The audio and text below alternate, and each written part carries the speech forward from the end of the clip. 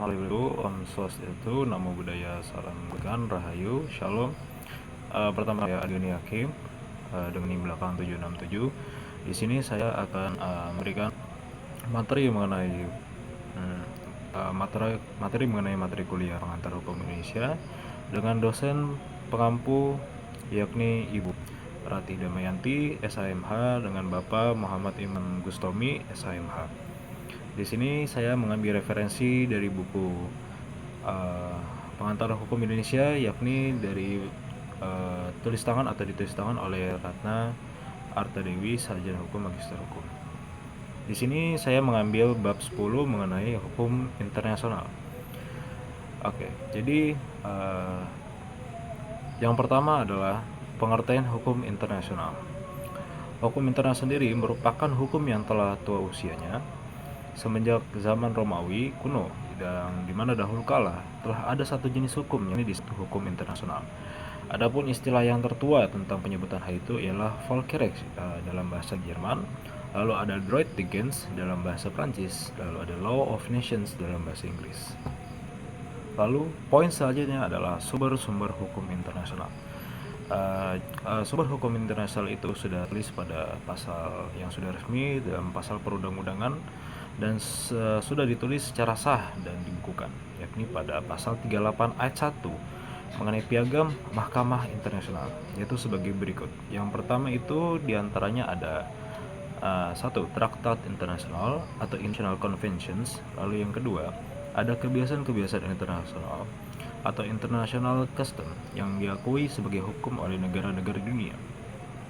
Lalu selanjutnya adalah asas hukum umum atau general principle of law yang diakui oleh bangsa-bangsa beradab atau civilized nations. Lalu yang terakhir ada jurisprudensi internasional.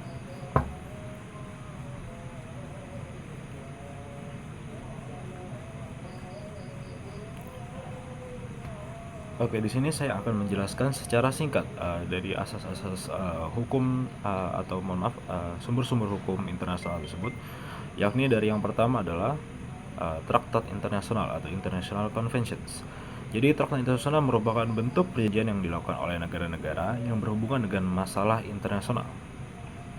Lalu selanjutnya ada kebiasaan internasional.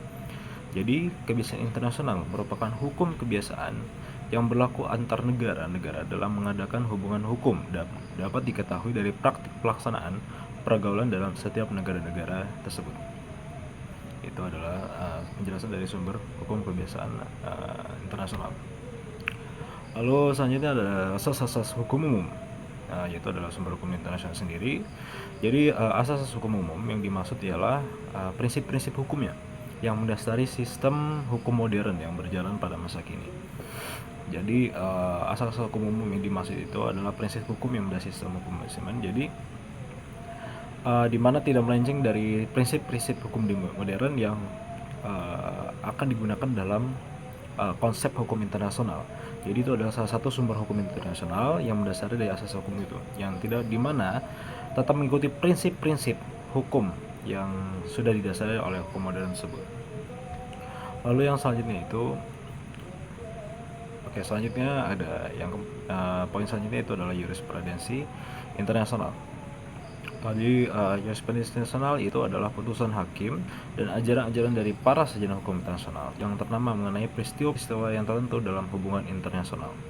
Jadi pada singkatnya itu jadi kita semua tahu ya bahwa jurisprudensi itu adalah keputusan hakim dalam suatu persidangan. Jadi apabila ingin membuat sebuah hukum atau ingin mengukuhkan sebuah hukum atau peraturan perundangan itu salah satunya adalah dengan cara jurisprudensi atau dengan cara dengan cara putusan hakim.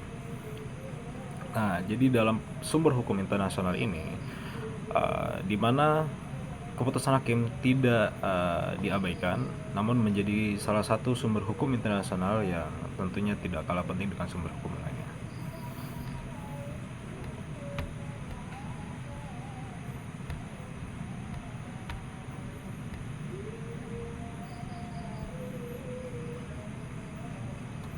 Oke, di sini selanjutnya saya akan menambahkan sedikit mengenai organisasi internasional yang ada terkaitnya dengan hukum internasional.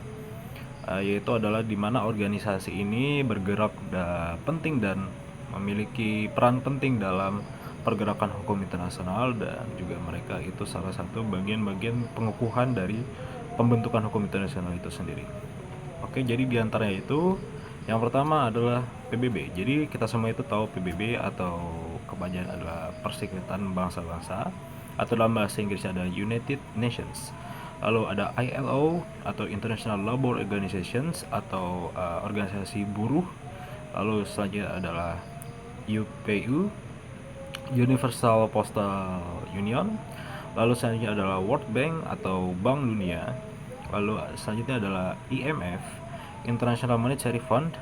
Lalu ada FAO, Food and Agriculture Organizations. Jadi kalau kalian tahu FAO itu, jadi dia bergerak dalam sistem agrikultur atau sumber daya alam dan sebagainya. Lalu tentang makanan dan sebagainya, Food and Agriculture Organizations. Lalu selanjutnya adalah ICAO, atau International Civil Aviation Organizations. Jadi itu adalah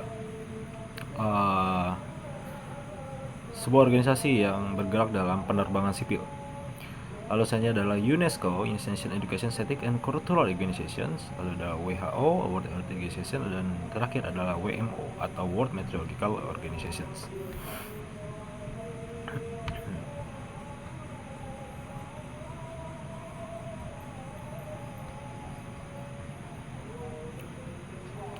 Oke, jadi selanjutnya adalah poin yang tidak kalah penting dengan yang lain, itu adalah tentang hukum perdata internasional.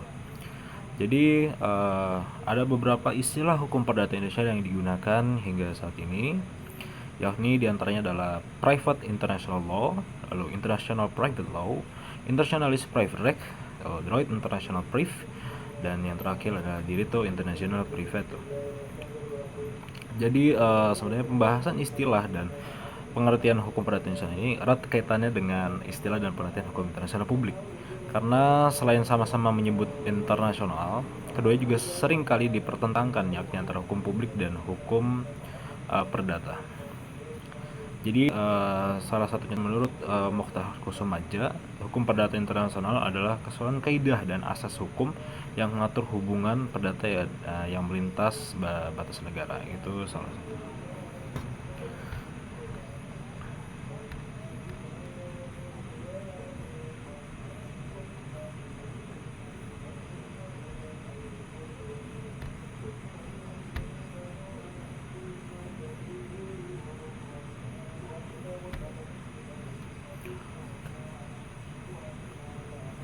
Lalu yang terakhir ini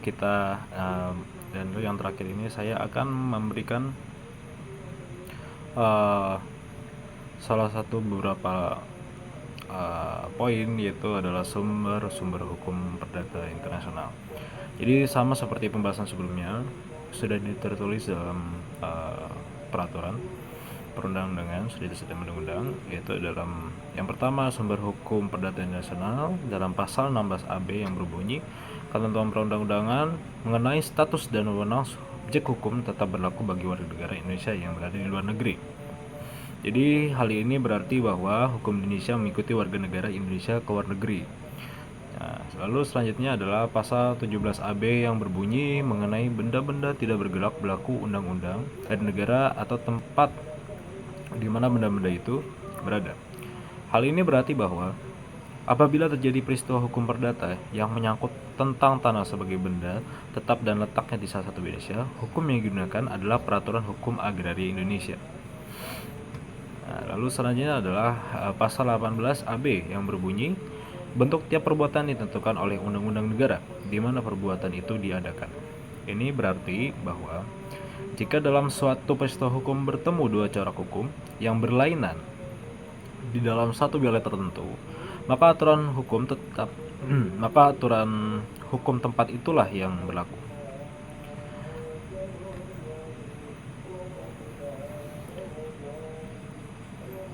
Baik, jadi demikian tugas materi pengantar hukum Indonesia saya. Mohon maaf apabila baik, demikian tugas materi kuliah pengantar hukum Indonesia yang dimana saya mengambil bab 10 yaitu mengenai hukum internasional. Saya Ali Gani Hakim dengan NIM belakang 7617. Mohon maaf bila ada kesalahan dan tutur kata yang kurang sopan. Saya pamit undur diri. Wassalamualaikum warahmatullahi wabarakatuh.